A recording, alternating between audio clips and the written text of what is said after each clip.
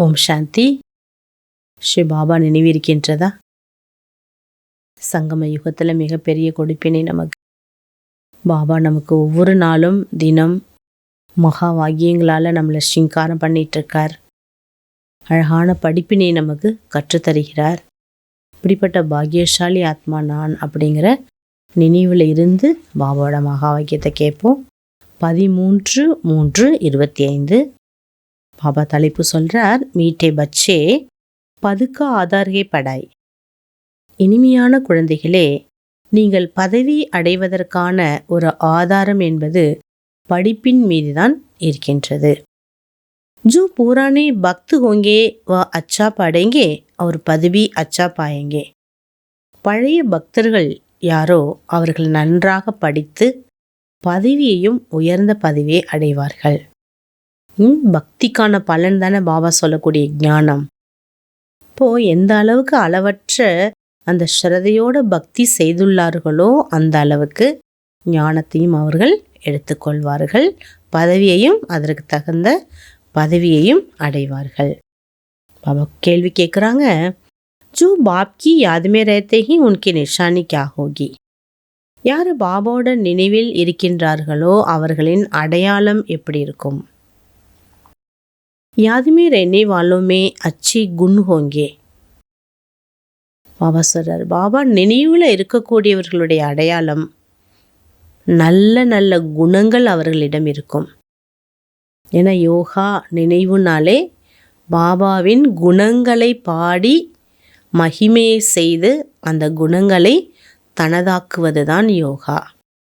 பாபாவிடம் உள்ள சக்திகள் எதுவோ, குணங்கள் எதுவோ, கலைகள் எதுவோ அவற்றை நாம் நம்முள் நிறைத்து கொள்வதுக்கு பேர் தான் யோகா. அதனால் பாபா சொல்கிறாங்க, நல்ல நல்ல குணங்கள் அவங்கள்ட்ட இருக்கும். இப்போ பவித்ர ஹோத்தே ஜாயங்கே. யோகா செய்ய செய்ய பாபாவோட நினைவில் இருக்க இருக்க தூய்மை அடைந்து கொண்டே செல்வார்கள். ராயல்ட்டி ஆத்தி ஜாயகி. ஏன்னா நம்மளுடைய யோகா ராயல் யோகா இல்லையா, ராஜ் யோகா இல்லையா, அதனால் ராயல்ட்டிஸும் அவங்கள்ட்ட வந்து கொண்டே இருக்கும். ஆப்பஸ்மே மீட்டா ஸ்ரீர்கண்ட் ஹோக்கர் ரஹேங்கே. தங்களுக்குள் எப்பொழுதுமே ஒற்றுமையாக இருப்பாங்க. தூசரோं को न देख स्वयं को देखेंगे. பிறரை பார்க்காமல் தன்னை மட்டும் பார்க்கக்கூடியவர்களாக இருப்பாங்க. உன்கி புத்தி மே ரேத்தா ஜோ கரேகா ஓ பாயேகா. அவங்க புத்தியில் இந்த ஸ்லோகன் இருக்கும், யார் எதை செய்கின்றனரோ அதையே அடைகின்றனர். ஜோ கரேகா சோ பாயேகா.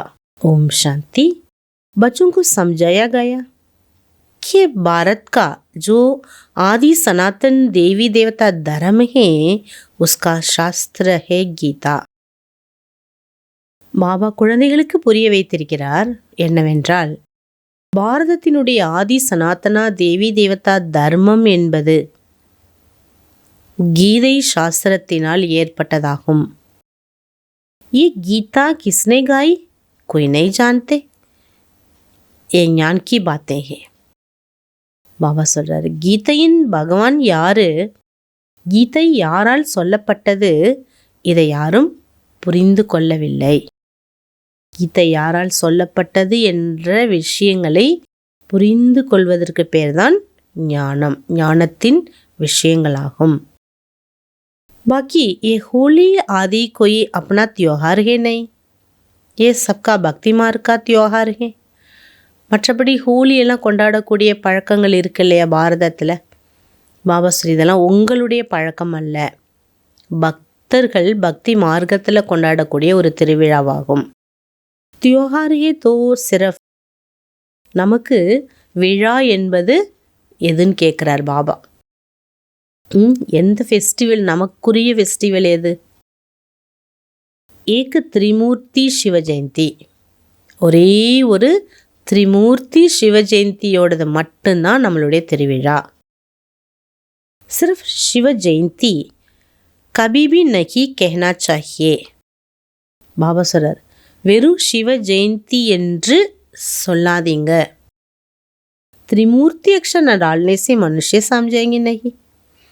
திரிமூர்த்தி சிவ ஜெயந்தின்னு போடணும். வெறும் சிவ ஜெயந்தின்னா குழம்பிடுவாங்க இல்லையா. திரிமூர்த்தி அப்படின்னா மும்மூர்த்திகளையும் படைத்த பகவான், அவருடைய ஜெயந்தின்னு சொல்லப்படுது. जैसे त्रिमूर्ति का चित्र ही नीचे लिखत हो कि देवी स्वराज्य आपका जन्मसिद्ध अधिकार है. பாபா சொல்றாங்க, திரிமூர்த்தி சித்திரம் படம் இருக்கு இல்லையா, அதுக்கு கீழே அந்த மாதிரி ஒரு மகா வாக்கியம் இருக்க வேண்டும். தெய்வீக சுயராஜ்யம் உங்களின் பிறப்புரிமைக்கு அதிகாரம் இருக்குது. உங்களுடைய பிறப்புரிமையின் அதிகாரம் இதுதான் அப்படிங்கிறத எழுதணும். शिव भगवान बाबा भी है ना. பாபா சொல்றார், சிவ பகவான் என்றாலே அப்பாவா தானே இருக்க முடியும். जरूर आते हैं आकर स्वर्ग का मालिक बनाते. பானா கட்டாயமா வந்து அவர் நமக்குரிய சொத்துக்களை அவர் தரணும் இல்லையா, அதை விஸ்வத்தின் எஜமானனாக ஆக்குறார். स्वर्ग के मालिक बनेगी है राजयोग सीखने से. சொர்க்கத்தின் எஜமானனாக எப்படி ஆக்குறார் என்றால் ராஜயோகத்தை கற்றுக் கொடுத்து ஆக்குறார். யாரு ராஜயோக கல்வியை கற்றுக்கொள்கின்றனரோ அவர்களே யாராக முடியும், ராஜா ஆக முடியும். அதனால்தான் இந்த யோகத்துக்கு பேரு சஹஜ ராஜயோகம். அந்த சித்திரமே போய் போத்து ஞானுங்க. அதுக்குள்ள பார்த்தீங்கன்னா விஷயங்கள், அவ்வளோ விஷயங்கள் இருக்கு ஞானம் சம்பந்தப்பட்டது. चित्र ऐसे बनाने हैं जो मनुष्य देखने से वंडर खाए. பாபா சொல்றார், படங்கள் அந்த மாதிரி இருக்கணுமா, பார்க்கும்போதே அவ்வளோ ஒரு அதிசயப்படணும் எல்லாரும். அந்த மாதிரி சித்திரங்களை உருவாக்க வேண்டும். அது பெருசாகவும் இருக்கணும், அதில் வேர்ட்ஸும் அழகாக தெளிவாக தெரிகிற மாதிரி, படித்தா புரிஞ்சுக்கிற மாதிரி இருக்கணுங்கிறார் பாபா. वो भी जिन्होंने बहुत भक्ति की होगी वह बहुत अच्छी रीति ज्ञान उठाएंगे. நம்ம சொல்லணுங்கிற அவசியம் கூட இல்லை. நிறைய குழந்தைகள் பாபாவுடைய ஞானம் அந்த சித்திரங்கள் தான் ரொம்ப அட்ராக்ஷன் பண்ணி வந்திருக்காங்க. பாபாவோட படத்தால் தான் அட்ராக்ஷன் பண்ணி வந்திருக்காங்க. அந்த மாதிரி பாபா சொல்கிறாங்க, யார் பழைய பக்தர்கள் அதிக பக்தி செஞ்சுருக்காங்களோ அவர்கள் பார்க்கும்போதே இந்த ஞானத்தை கேட்க வேண்டும் அப்படிங்கிற ஒரு உணர்வுக்கு வந்துடுவாங்க. அவங்க தான் ஞானத்தை நல்ல விதத்தில் புரிந்து கொள்வார்கள். ईश्वर को बुलाते बोलते हैं शांति देवा, परंतु शांति का अर्थ समझते नहीं. கடவுளை எல்லாருமே அழைக்கிறாங்க, சாந்தி தேவான்னு சொல்றாங்க. ஆனா பாபா சொல்றார், சாந்தினா அதோட அர்த்தம் என்னங்கிறத புரிஞ்சுக்கல. एक दो को शांति की प्राइस देते रहते हैं. ஒருவருக்கொருவர் அமைதியை நிலைநாட்ட வேண்டும் என்பதற்கான ஏற்பாடுகளை செஞ்சு பிரைஸ் கொடுத்துக்கிறாங்க. यहाँ तुम विश्व की शांति स्थापन करने के निमित्त बने हुए बच्चों को बाप विश्व की राजाई प्राइस में देते हैं. பாருங்க, அழகான விஷயம். இங்கே உலகத்தில் அமைதியை ஸ்தாபனை செய்வதற்கு நிமித்தம் ஆகியுள்ள குழந்தைகளுக்கு ஸ்வயம் பாபா வந்து உலக ராஜ்யத்தை பரிசாக வழங்குகிறார். மற்றவங்களாம் ஏதோ ஒரு பரிசை கொடுக்குறாங்க, மொமெண்டோ மாதிரி கொடுப்பாங்க. பாபா இங்கே நமக்கு விஸ்வ ராஜ்யம் அப்படிங்கிற பிரைஸ் கொடுக்குறார். ये इनाम भी नंबरवार पुरुषार्थ अनुसार मिलता है, देने वाला भगवान बाप. இந்த பிரைஸ் கூட பாபா சொல்கிறாரு நம்பர்வார் முயற்சி அனுசாரமாக கிடைக்கிது. பாபா சொல்கிறாரு இதை கொடுக்கக்கூடியவர் ஸ்வயம் பகவான். இனாம் கித்தனா படா है, சூரியவம்சி விஸ்வக்கி ராஜாயி. உங்களுக்கு கிடைத்துள்ள அந்த ப்ரைஸை பார்த்தீங்களா, அந்த ப்ரைஸ் எப்படிப்பட்டது, சூரிய வம்சத்தினுடைய விஸ்வத்தின் ராஜ்யம். பாருங்க எவ்வளோ உயர்ந்த ஒரு பரிசை பாபா நமக்கு கொடுக்குறார். अभी तुम बच्चों की बुद्धि में सारे वर्ल्ड की स्टिजारफी वरण आदि सब हैं. பாபா சொல்கிறாங்க, உங்கள் புத்தியில் முழு சிருஷ்டி பற்றிய எல்லா ஞானமும் கல்வியினுடைய வர்ணனை என்பது நிரம்பி இருக்குது. விஸ்வக்கி ராஜாயி லேனி ஹே தோ குச் மேனத் பி கர்னி ஹேனா. உலக ராஜ்யத்தை அடையிறதுக்கு கொஞ்சம் முயற்சிக்கணும் இல்லையாங்கிறார். உழைப்பு இல்லாமல் எதுவுமே கிடைக்காது இல்லையா. பாயிண்ட் போத்து சஹஜ் ஹே. பாபா சொல்கிறார், பாயிண்ட் பாருங்கள் ரொம்ப ஈஸியான பாயிண்ட்டு தான். टीचर जो काम देते वह करके दिखाना चाहिए. ஸ்ரீ பாபா நமக்கு டீச்சர். அவர் என்னெல்லாம் நமக்கு படிப்பினை போதனை கொடுக்கின்றாரோ அவற்றை நாம் செய்து காண்பிக்க வேண்டும். तो बाबा देखे किसमें पूरा ज्ञान है. பாபாவுக்கு தெரியும் எந்த குழந்தைகள்கிட்ட அதிக ஞானம் இருக்குது. ஏன்னா பாபா ஹோம்ஒர்க் கொடுக்கும்போது அதை எப்படி செய்கிறாங்க குழந்தைங்க, அதை வச்சே பாபா கணிச்சிடுறார். कई बच्चे तो मुरली पर भी ध्यान नहीं देते, रेगुलर मुरली पढ़ते नहीं. சில குழந்தைகள் முரளி மேலே கவனம் கொடுக்காம படிக்கிறதே இல்லை. जो मुरली नहीं पढ़ते वे क्या किसका कल्याण करेंगे. முரளியே படிக்காட்டா அவங்க எதுக்கு பிரயோஜனம், யாருக்கு உதவ முடியும்.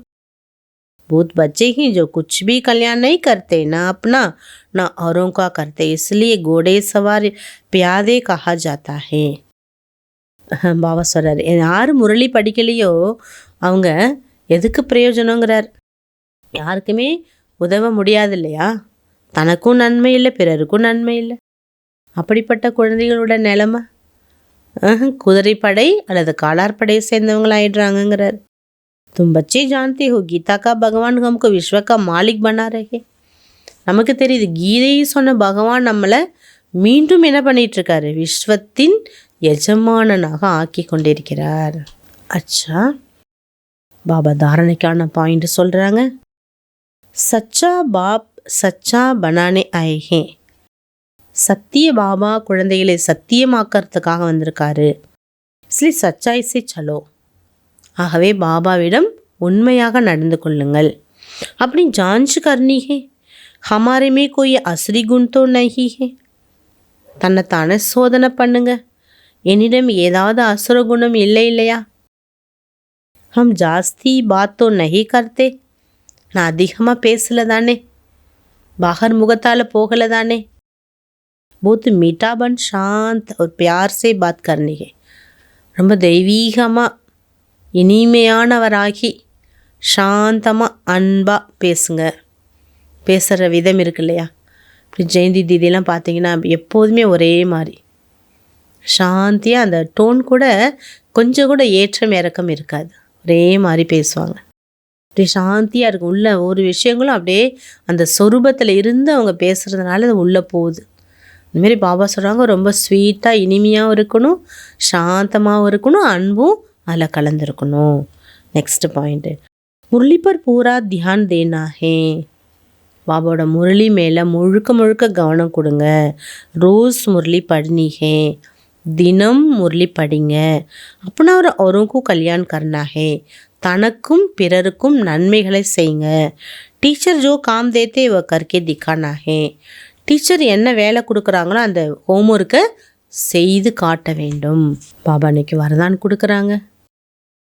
होली शब्द के अर्थ को जीवन में लाकर पुरुषार्थ की स्पीड को तेज करने वाले தீவிர புருஷார்த்தி பவ. ஹோலி என்ற சப்தத்தின் அர்த்தத்தை வாழ்க்கையில் கொண்டு வந்து கடைப்பிடித்து முயற்சியினுடைய ஸ்பீடை அதிவேகமாக்கக்கூடிய தீவிரமான முயற்சியாளர் ஆகுங்கள். ஹோலி அர்த்தாத் जो बात हो गई उसको बिल्कुल ख़त्म कर देना. ஹோலி என்றாலே எந்த விஷயம் முடிந்து விட்டதோ அவற்றை முற்றிலும் அழித்து விட வேண்டும். बीती को बीती कर आगे बढ़ना यही है होली मनाना. முடிந்தவற்றை முடித்து முன்னேறி செல்வதுதான் होली विழாவை கொண்டாடுதலாகும். बीती हुई बात ऐसी महसूस हो जैसे बहुत पुराना कोई जन्म की बात है. जब ऐसी स्थिति हो जाती है तब पुरुषार्थ की स्पीड तेज होती है.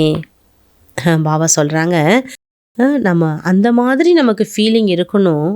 நடந்து முடிந்த விஷயங்கள், ரொம்ப பழைய விஷயங்கள், ஏதோ பிறவியில் உள்ளது, எப்பயோ நடந்தது, அது நமக்கு ஞாபகம் இருக்குமா?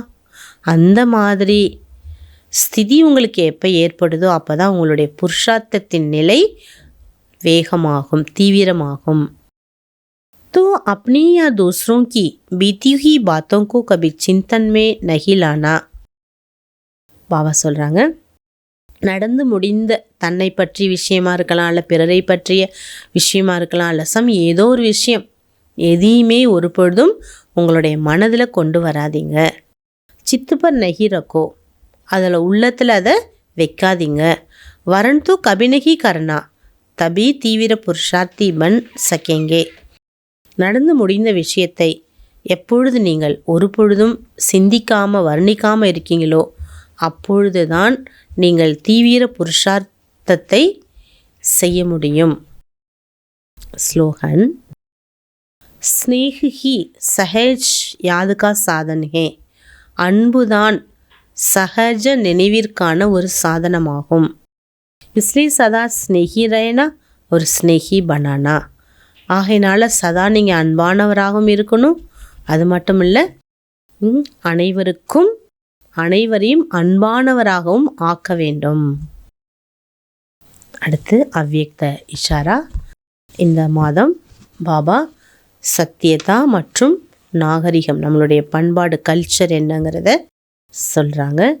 जो भी ज्ञान की गुह्य बातें उसको स्पष्ट करने की विधि आपके पास बहुत अच्छी है और स्पष्टीकरण भी है. ஞானத்தோட ஆழமான விஷயங்கள், தெளிவான விஷயங்கள் இருக்குது. அந்த விஷயங்கள் உங்ககிட்ட தான் ரொம்ப இருக்குது. அது எப்படி இருக்குது? தெளிவாக இருக்குது. एक एक पॉइंट को लॉजिकल स्पष्ट कर सकते हो. ஒவ்வொரு விஷயத்தையும் நீங்கள் ரொம்ப லாஜிக்கலாக தெளிவுபடுத்த முடியும். अपनी अथॉरिटी वाले हो. कोई मनोभय कल्पना की बातें तो है ही नहीं, यथार्थ है. நம்மக்கிட்ட உள்ள ஆழமான ஞானம் கற்பனைக்குரியதோ அல்லது ஒரு மனோபயத்தினுடையதோ கிடையாது, அத்தாரிட்டியினுடையது. ஏன்னா நம்ம ஒன்றுமே நம்ம அனுபவிக்கிறோம். அனுபவிக்க அத்தாரிட்டி, நாலேஜ்க்கு அத்தாரிட்டி, சத்தியதாக்கு அத்தாரிட்டி. எவ்வளோ அத்தாரிட்டி இருக்குது? அனுபவத்தினுடைய அத்தாரிட்டி, நாலேஜோட அத்தாரிட்டி, சத்திய மார்க்கத்தினுடைய அத்தாரிட்டி, தினி அத்தாரிட்டிஸ். எவ்வளோ அதிகாரங்கள் இருக்குது நமக்கு. அதிகாரத்தை நம்ம என்ன பண்ணுறோம்? ஒன்றையும் அனுபவம் செய்கிறோம். अथॉरिटी और स्नेह दोनों को साथ साथ कार्य में लगाओ.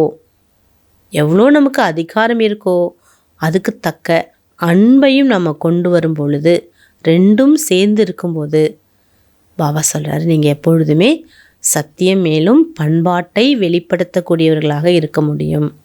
ஆகவே அன்பு இருக்கணும், அதோட அத்தாரிட்டி இருக்கணும். ரெண்டையும் காரியத்தில் கொண்டு வர வேண்டும். அச்சா. ஓம் சாந்தி.